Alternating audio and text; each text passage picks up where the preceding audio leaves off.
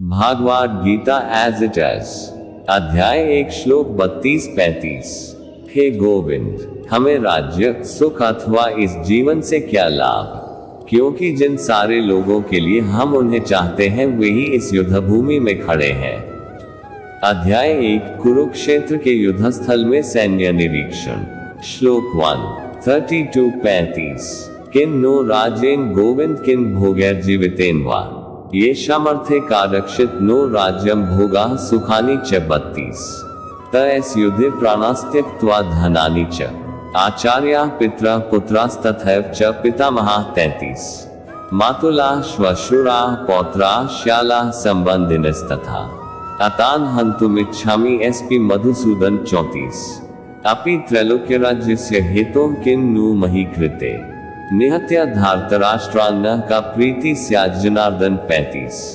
किम क्या लाभ न हमको राज्येन राज्य से गोविंद हे कृष्ण किम क्या भोगे भोग से जीवितेन जीवित रहने से वा अथवा ये शाम जिनके अर्थे लिए कांक्षितम इच्छित है न हमारे द्वारा राज्यम राज्य भोगा भौतिक भोग सुखानी समस्त सुख च भी तेग्वे इमे ये अवस्थिता स्थित युद्ध भूमि में प्राणान जीवन को त्यक्त्वा त्याग कर धनानी धन को च भी आचार्य गुरुजन पितृ पितृगण पुत्र पुत्रगण तथा और एव निश्चय ही च भी पितामह पितामह मातुला मामा लोग श्वशुरा श्वसुर पौत्रा पौत्र शाला साले संबंधिना संबंधी तथा तथा अतान ये सब न कभी नहीं हंतुम मारना इच्छामी चाहता हूँ घृतः मारे जाने पर अपि भी मधुसूदन हे मधु असुर के मारने वाले कृष्ण अपि तो भी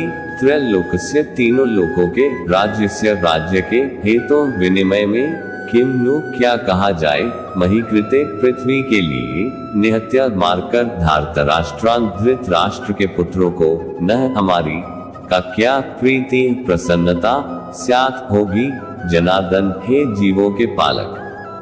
भावार्थ, हे गोविंद, हमें राज्य सुख अथवा इस जीवन से क्या लाभ, क्योंकि जिन सारे लोगों के लिए हम उन्हें चाहते हैं वही इस युद्ध भूमि में खड़े हैं। हे मधुसूदन, जब गुरुजन पितृगण पुत्रगण पितामह मामा ससुर पौत्रगण साले तथा अन्य सारे संबंधी अपना धन एवं प्राण देने के लिए तत्पर हैं और मेरे समक्ष खड़े हैं तो फिर मैं इन सबको क्यों मारना चाहूंगा, भले ही वे मुझे क्यों न मार डाले।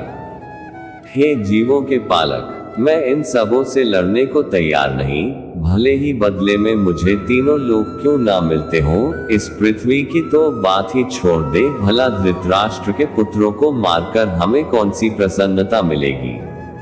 तात्पर्य, अर्जुन ने भगवान कृष्ण को गोविंद कहकर संबोधित किया क्योंकि वे गौरव तथा इंद्रियों की समस्त प्रसन्नता के विषय हैं। इस विशिष्ट शब्द का प्रयोग करके अर्जुन संकेत करता है कि कृष्ण यह समझे कि अर्जुन की इंद्रियां कैसे तृप्त होंगी, किंतु गोविंद हमारी इंद्रियों को तुष्ट करने के लिए नहीं है।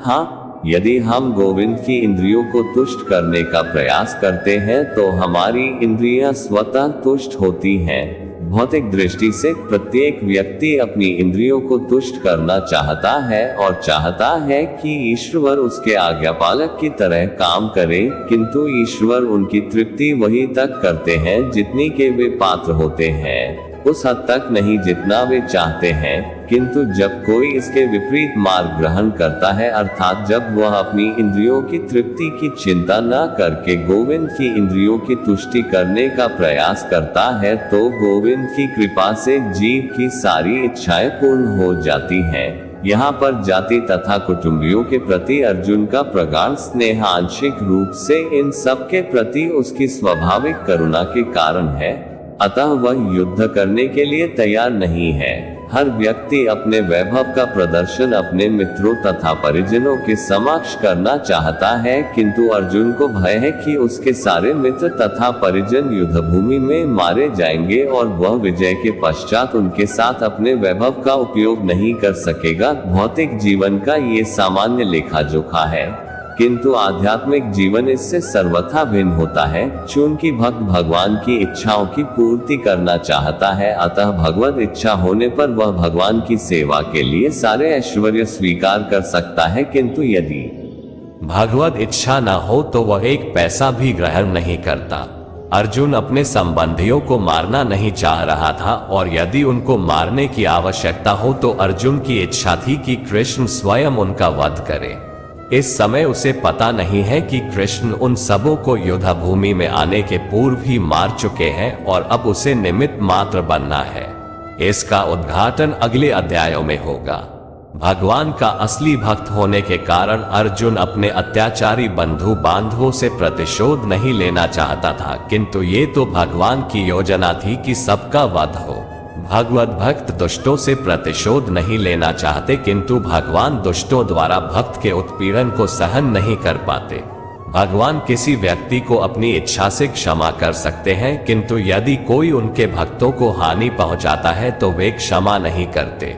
इसीलिए भगवान इन दुराचारियों का वध करने के लिए उद्यत थे, यद्यपि उन्हें क्षमा करना चाहता था।